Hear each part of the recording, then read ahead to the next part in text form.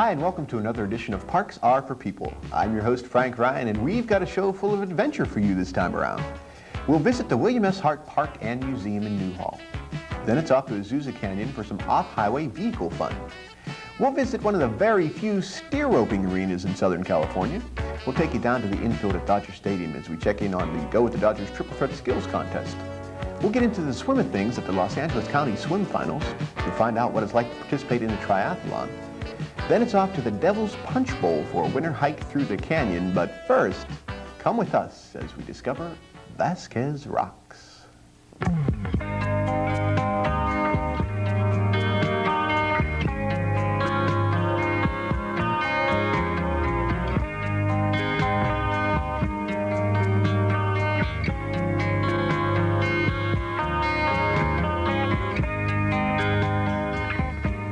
This is Vasquez Rocks, one of the most spectacular geological wonders in Los Angeles County. Vasquez is a natural area park operated by the Department of Parks and Recreation and is an area of rugged beauty that's rich in cultural and geological history. This area of jagged rocks is known as the Vasquez Formation. Erosion has carved these outcroppings, which are actually sandstone beds several feet thick. Now, they all point at a 40-degree angle over towards the southwest. The park is close to Hollywood, and filmmakers have capitalized on the unique geography, using the area to create distinctive backdrops for such classics as Charge of the Light Brigade, Star Trek episodes, The Lone Ranger, and countless westerns. The park takes its name from Tiburcio Vasquez, an outlaw who terrorized Southern California in the 1800s. You see, he and his band of outlaws used to hide among the rock formations to elude the county sheriff until he was captured and hanged in 1875.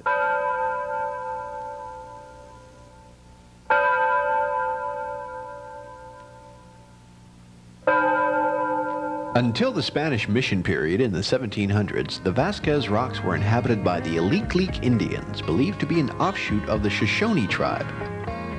A number of archaeological survey and excavation areas, including a cemetery, earth oven sites, and rock shelter sites, show signs of spanning 2,000 years of activity by these inhabitants, some dating back as far as 200 BC. This is an example of an Indian pictograph depicting the sun. Now, this drawing is reportedly thousands of years old. I'm standing on top of the Aliqliq Indians' ancient burial site. This area is located on a grassy knoll with a sweeping view of the valley, which is now the town of Agua Dulce. Unfortunately, vandals and artifacts hunters have scarred the area. For this reason, the Aliqliq Indian sites have been permanently closed to the public. Because of these archaeological finds, Vasquez Rocks is listed in the National Register of Historic Places. These prehistoric sites are a precious and irreplaceable source of information in understanding our area's history. The jagged rock formations make for easy hiking, and the park is an ideal setting for picnickers and overnight campers. Come on up to the park and enjoy one of our county's finest treasures.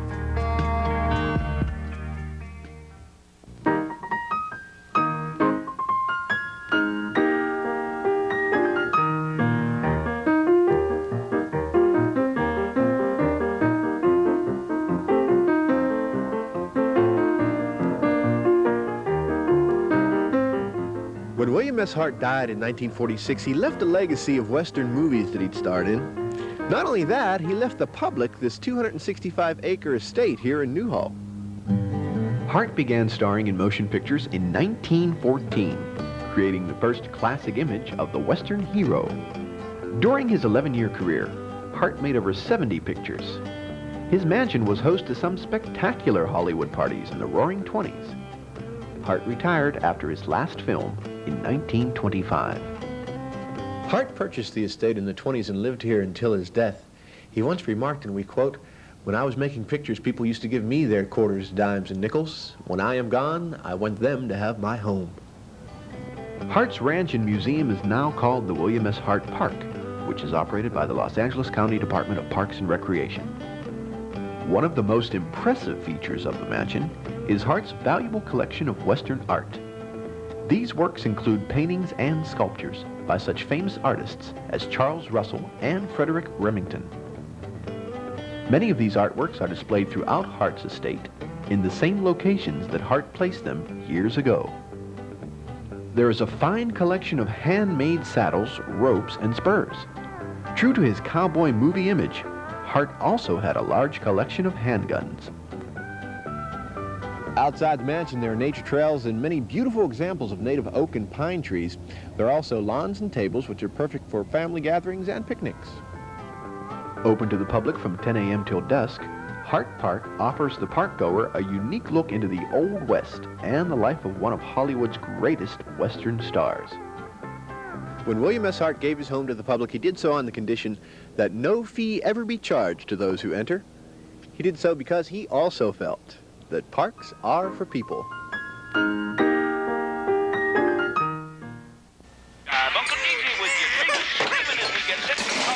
Bad days. Everybody has them. Hello? No, not even with both of us working. The baby is crying. I gotta go. Even the littlest thing can set you off. Stop. Take time out. Count to 10. Get hold of yourself before you take hold of your child. Write Prevent Child Abuse, Box 2866, Chicago.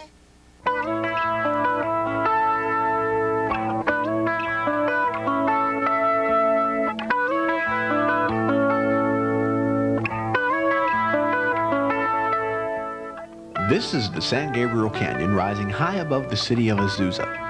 The canyon is part of the Angeles National Forest, and like any other national forest, the canyon offers its visitors a wide range of scenery and recreational opportunity. The San Gabriel Canyon provides a number of getaway ideas for the communities in and around Los Angeles. The number one use of the canyon is as a place for weekend picnickers, with the San Gabriel River providing a cool alternative to the Southern California weather. But we're not here to show you that side of the canyon. We're here for a little bit more action.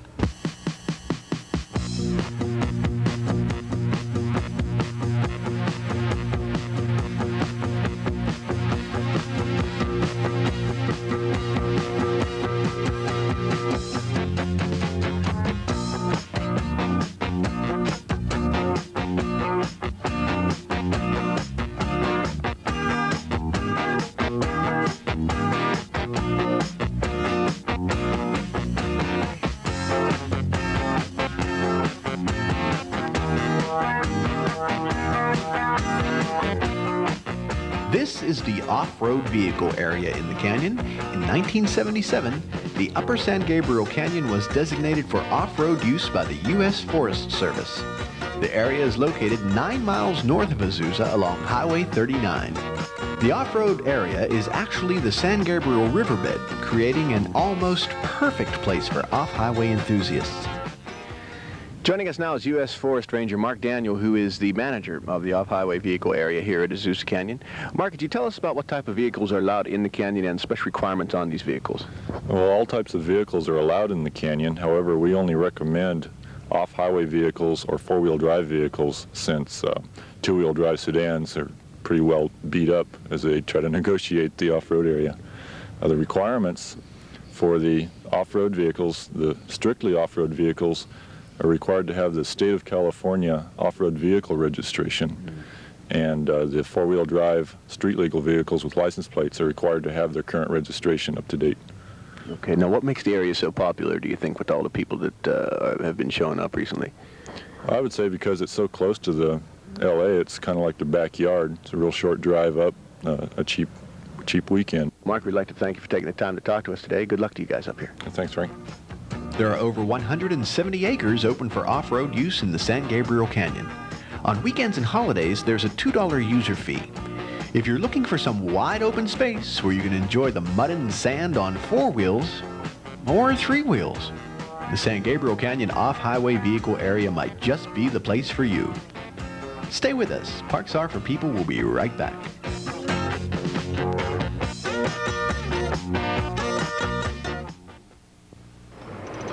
Yes, After this joyride, I'm out of the crash dummy business for good. But Vince, it's a great job. Heck, they'd have to pry me away from it. Anybody home? Larry, they do pry you away from it. Oh, yeah. For years, I've been eating steering wheels. For what? To prove how safety belts save lives. But thousands die every year in car accidents because they don't buckle up. Vince, we're dummies. We don't wear safety belts. Larry, you really know how to hurt a guy. Hit it! You could learn a lot from a dummy. Buckle your safety belt.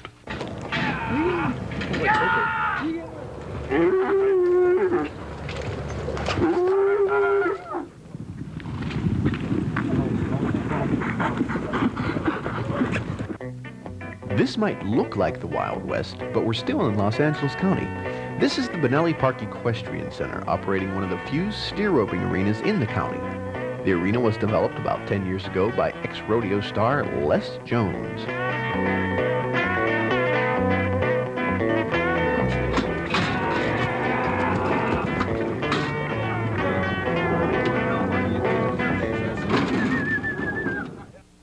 We asked Les why he thinks steer roping has become so popular.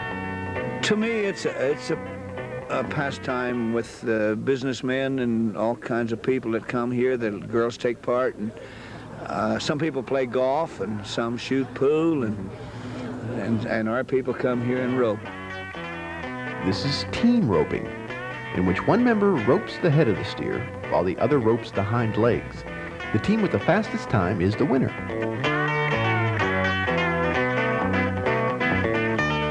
Frank Ryan here with Dean Weber. Many of you may remember Dean from Channel 13. He's over at ABC now, and he's going to explain to us a little bit about what's going on here and what you see as far as the roping and the general outlay of the area. Okay. Dean, take it away. First of all, it looks a lot like rodeo, but really you got to think in terms of golf or tennis. Golf? That's what it is to these guys. It's seriously, it's a relaxation. Oh, okay. It's a pastime and an endeavor, and it gets very serious, but people very seldom get hurt. And this particular sport called team roping really lends itself to that kind of relaxed recreational atmosphere because you don't have to get off your horse and flank a 350-pound calf that's trying to kick your head off. For the beginning roper, Les and his staff provide lessons starting with basic roping techniques, working up to the more advanced methods.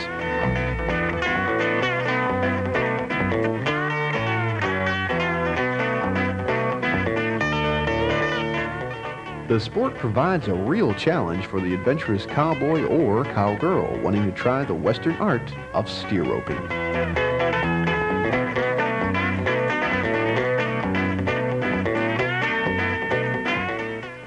Well, as in any business organization, we have management and we have labor. We'd like to introduce you to the labor.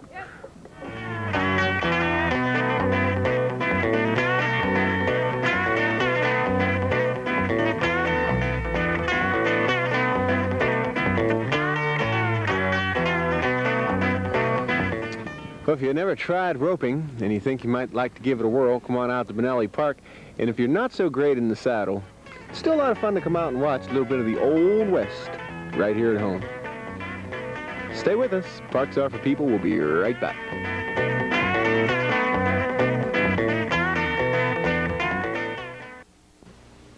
And 2 and 3 and... Could you save a life if you had to? 2.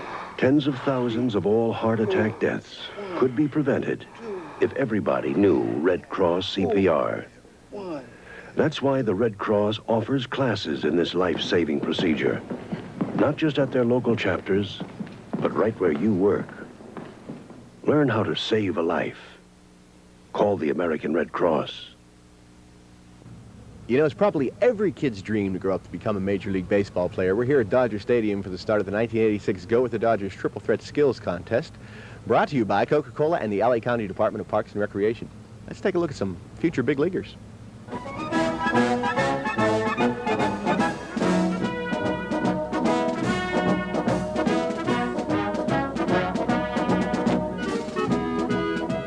Just like in the big leagues, the players started off the day in the locker room. Then it was out onto the diamond for a shot at winning the Go with the Dodgers Triple Threat Contest. The youngsters were grouped according to their ages with divisions for boys and girls. The finalists were awarded points in 3 categories: running, throwing, and hitting. The first category involved players being timed as they ran the bases from first to home plate.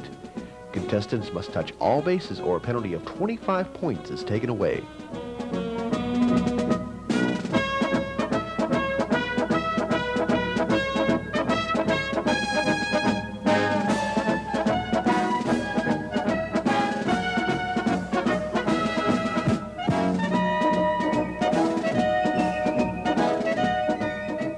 The next category was throwing for both distance and accuracy.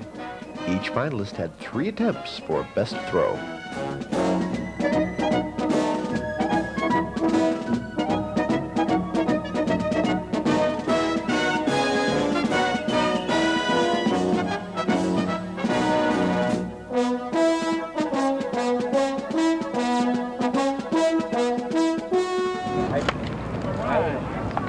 If you don't like your toss, don't swing. The final category was hitting for distance and accuracy. The competitors took their best shot as they stepped up to the plate at Dodger Stadium. This is the 6th year for the Go with the Dodgers Triple Threat Skills Contest. The finalists were selected from various cities in Southern California. If you'd like to participate next year, check with your local park for details. Come on out and go with the Dodgers. Take your mark. We're at Cerritos Regional County Pool for the 2nd annual All-County Swim Team Finals. Boys and girls in 5 age categories compete for 1st, 2nd, and 3rd place ribbons in the North, South, and East regions of the county. Stars of the future, let's take a look.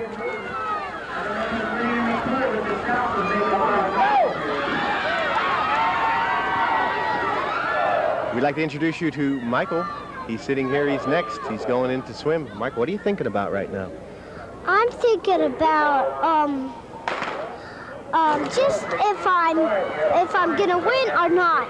It's still fun. Right, that's a good attitude to take. That's a good attitude to take. But what if you do win? I would You'll get a trophy or a ribbon?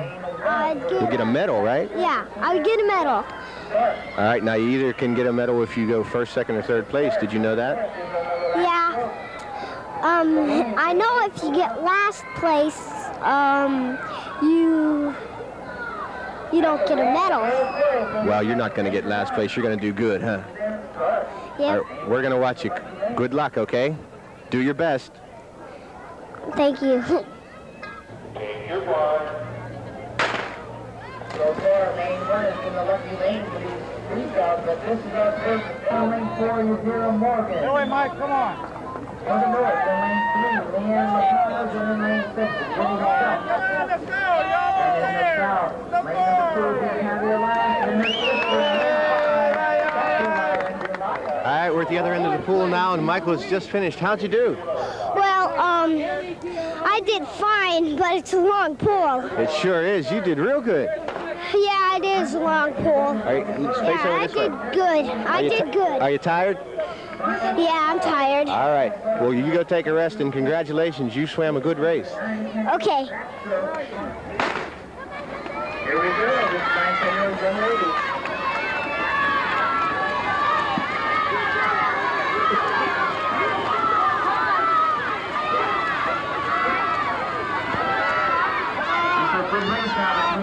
Take your mark. That's Jensen, I believe his coach and photographer is yelling on the sidelines right here for us. So there's Jensen in the lead. The County of Los Angeles provides an excellent novice swim and dive program. Whether you're learning to swim or competing in the finals, it's a great way to spend the summer. Don't go away, there's still more ahead on Parks Are for People. Someone is smoking over there. Something we cats would never do. Filling their lungs with thick, dark hair. What a disgusting thing to do. Cats have 9 lives with 8 to spare. Humans have 1. With none to barter. Why do they smoke? Why don't they care? Humans are smart, but cats are smarter. Listen to cats, you men and women. Take care of your lungs. They're only human. The American Lung Association, the Christmas Seal people. The Los Angeles Series Triathlon is coming once again to Bonelli Park this spring. A triathlon involves a 1.5-kilometer swim followed by a 24-mile bicycle ride and ends with a 5-mile run. So sit back in the comfort of your chair as we race along with these triathletes and gear up for the LA Series Triathlon. The series is held on 3 separate weekends for a total of 3 triathlons. The racers can compete for the series championship by entering all 3 races, or they can compete for the final day's championship. The first leg of the triathlon is the 1.5-kilometer swim. The triathletes enter the chilly morning waters of Pudding Stone Reservoir as the competition gets underway. The LA Series is part of the Tri-America Triathlon competition held across the nation, with points being awarded to the finishers of each race. The triathlete with the most points becomes the Tri-America champion. The LA Series holds competitions for 2 categories, both amateur and professional. The professional triathletes are usually the first to struggle out of the water. The leaders head toward the race transition area to prepare for the second leg of the competition, the 24-mile bicycle ride. These highly conditioned athletes spend the majority of their time preparing for and competing on the triathlon circuit, which includes one of the most demanding triathlon courses, that of the Ironman competition held in Hawaii. The bicycle course consists of 3 laps around the perimeter of Pudding Stone Reservoir in Bonelli Park. The leader makes the change from cycling to running with the 2nd and 3rd place athletes close behind. The Southern California sun beats down on the course, and the competitors must deal with the heat in addition to the intense physical exertion that a triathlon demands.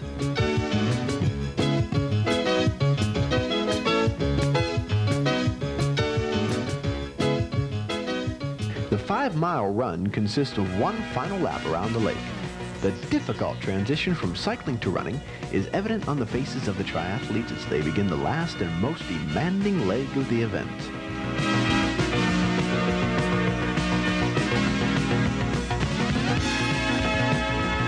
The winner crosses the finish line in an amazing 1 hour and 38 minutes. In a triathlon, there's only 1 first-place finisher, but all of the participants who cross the finish line feel an incredible sense of accomplishment in completing one of the most demanding physical competitions.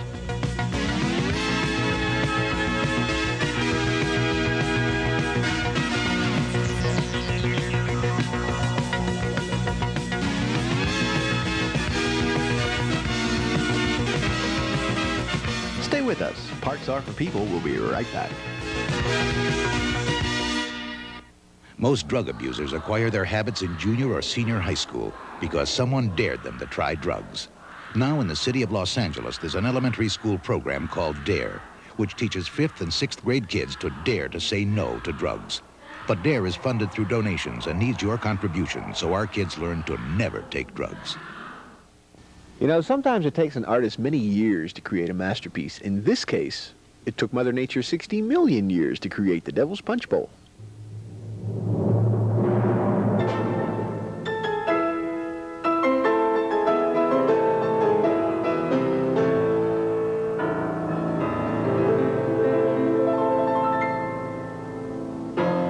The Punch Bowl lies southeast of Pear Blossom, where the Angeles National Forest meets the Mojave Desert.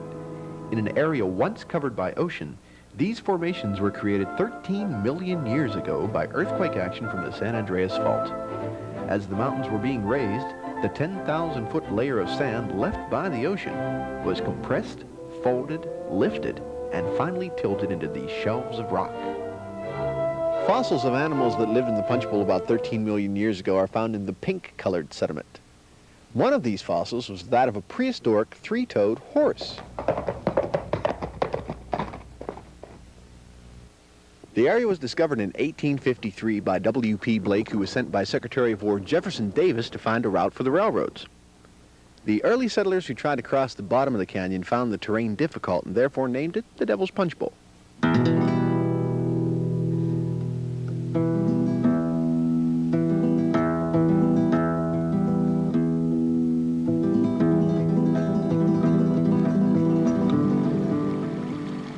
The Devil's Punch Bowl is 5,000 feet in elevation. We've made the trip down to the bottom of the canyon, and as you can see, this is an area that receives a substantial amount of snowfall during the winter months. The canyon is 300 feet deep. At the bottom is a stream that continues the ancient erosion process. The Punch Bowl is a unique natural contradiction.